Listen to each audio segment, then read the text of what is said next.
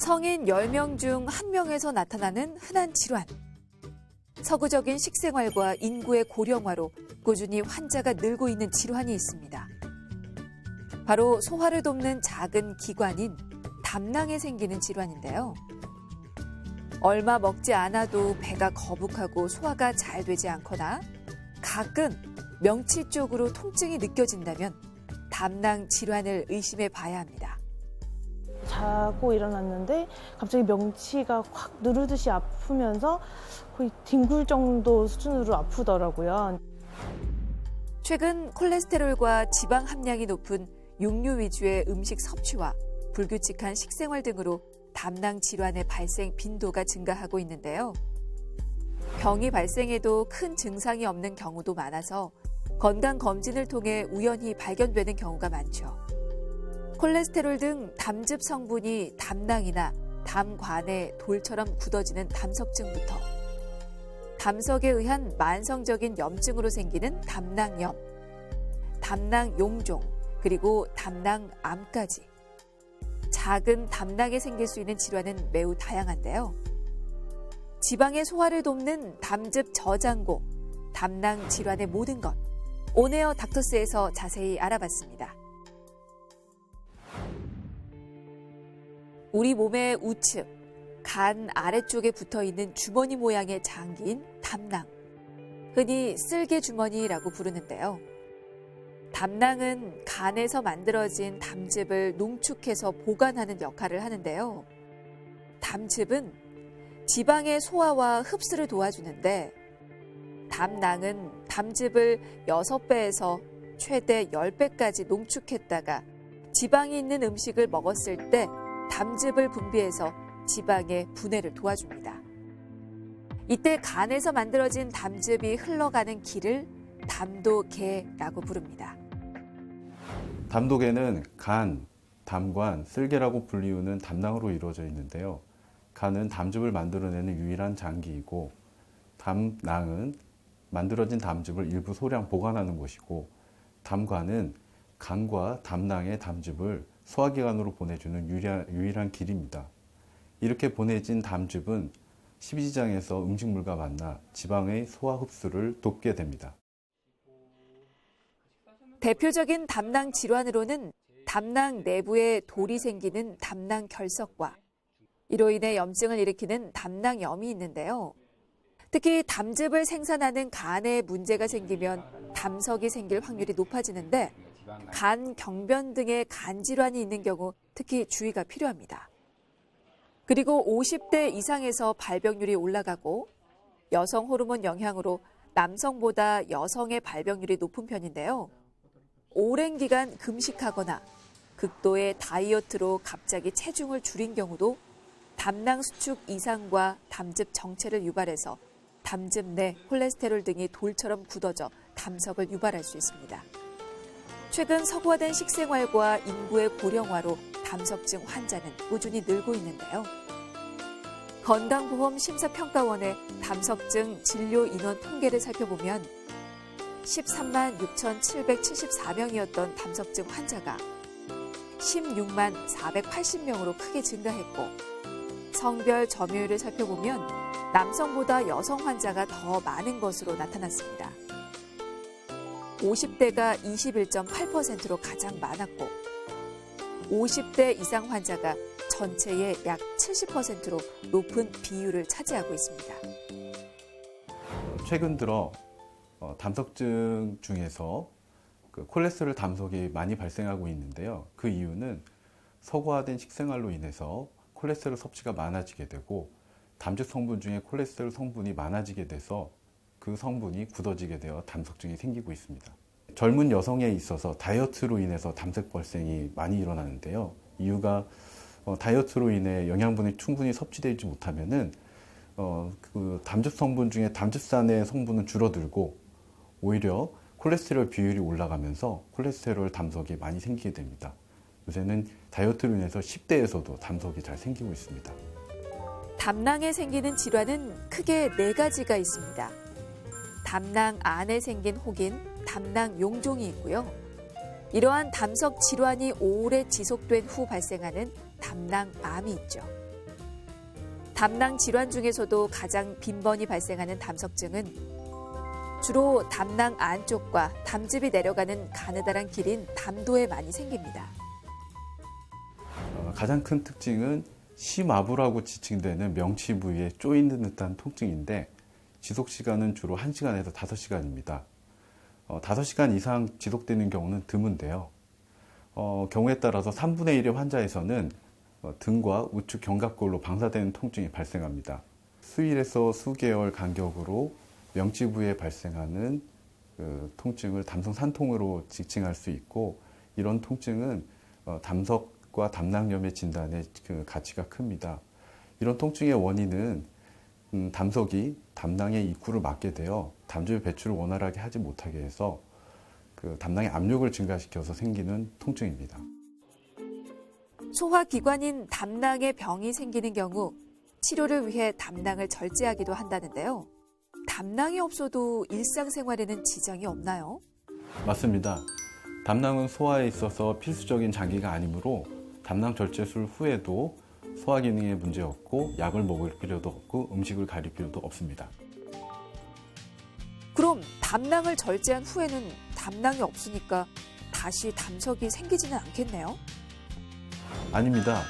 담석은 간과 쓸개, 담관에 생기는 도를 다 지칭하는 것으로서 담낭이 없다 하더라도 간과 담도에 돌이 생길 수 있습니다. 가능성은 많이 낮지만 일부의 경우 담도에 자체적으로 돌이 생기는 경우가 있습니다. 담낭암의 경우 조기 발견이 어려워서 예후가 좋지 않은 것으로 알려져 있는데요.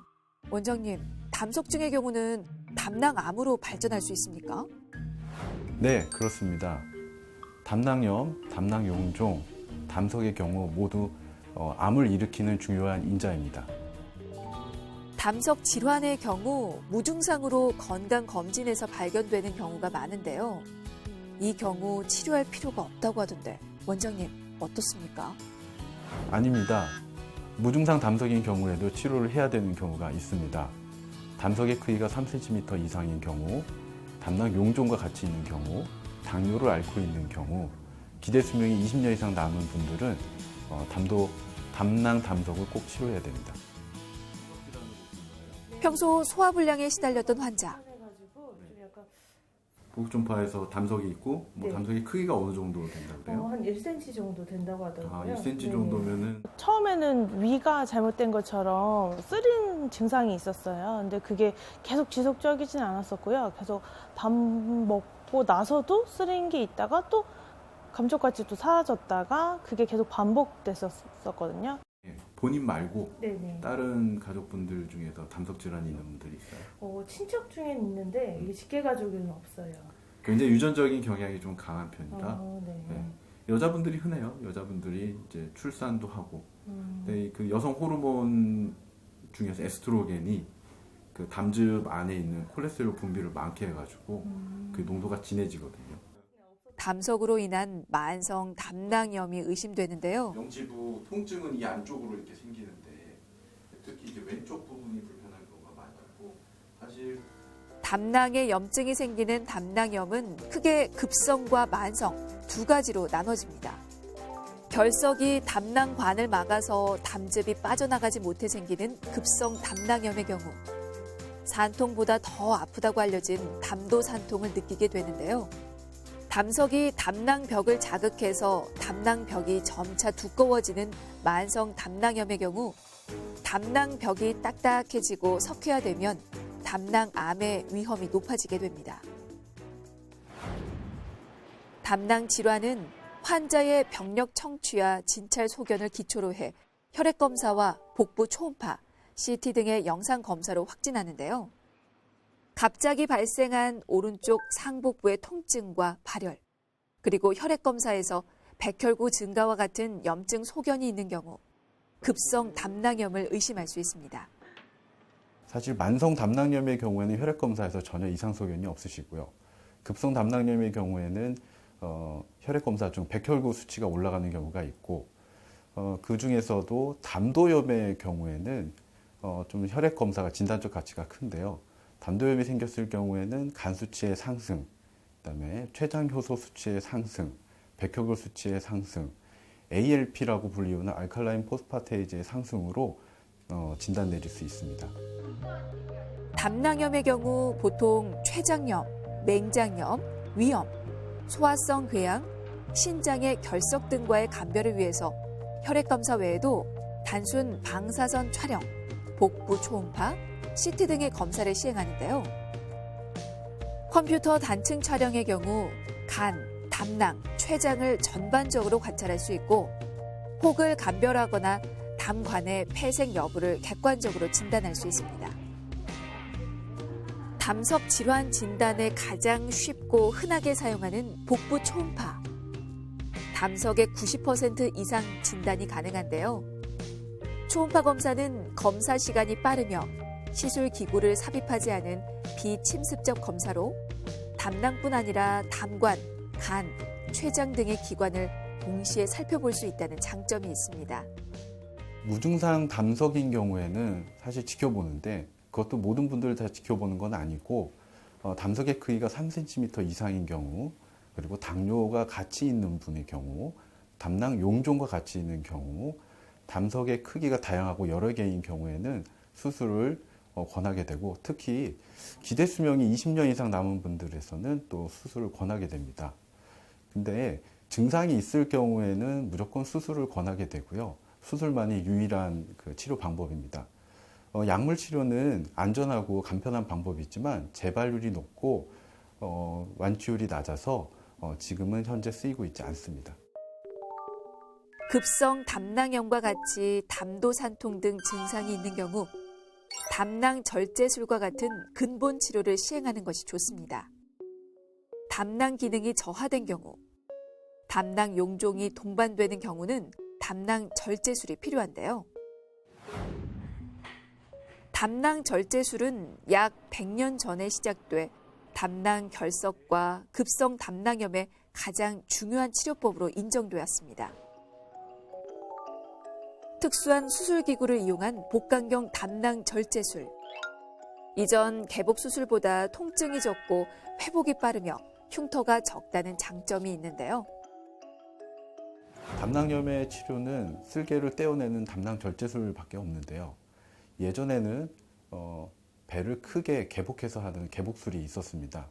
하지만 최근에는 조그맣게 뚫는 복강경이라는 수술이 있는데요. 이것은 배꼽 부위와 그다음에 다른 부위 한 서너 군데를 1cm 정도만 뚫어서 카메라와 모든 기구가 들어가서 떼어내게 됩니다. 근데 최근에는 단일 통로 복강경 수술이라는 것이 나와서 배꼽의 한 군데만 뚫어서 담낭을 떼어내는 방법이 나오고 있습니다.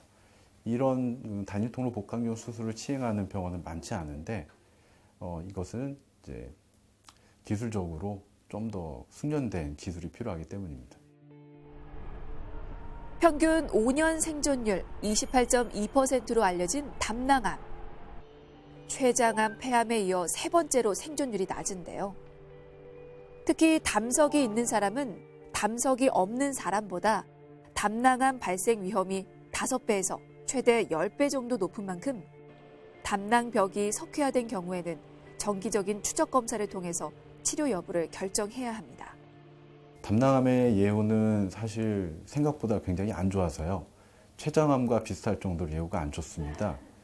그 이유가 담낭의 벽의 두께가 굉장히 얇아서 암이 발생했을 경우에 복강 내로 전이가 쉽게 일어납니다. 원격 전이도 잘 일어나고 주변 장기로도 침범이 쉽게 일어납니다. 그리고 쓸개의 위치가 상복부의 간 밑에 있는데 모든 장기를 내려다보는 형국이라 거기에 암이 생겼을 경우에 다른 장기로 쉽게 퍼집니다. 담낭은 소화기관인 만큼 올바른 식이요법과 습관으로 건강하게 유지할 수 있는데요. 담낭 건강을 챙기기 위해서는 기름진 음식의 섭취와 음식을 지나치게 먹거나 또는 적게 먹는 것을 모두 피하는 것이 좋고요. 적정 체중 유지와 함께 초음파나 CT 등을 통해 조기에 검진하는 것이 바람직합니다. 담석 질환은 최근 들어 많이 환자 수가 늘고 있는데요. 그럼에도 불구하고 많은 환자분들이 담석 질환인지 모른 채 위의 증상으로만 생각해서 검사를 미루거나 치료를 미루고 있습니다.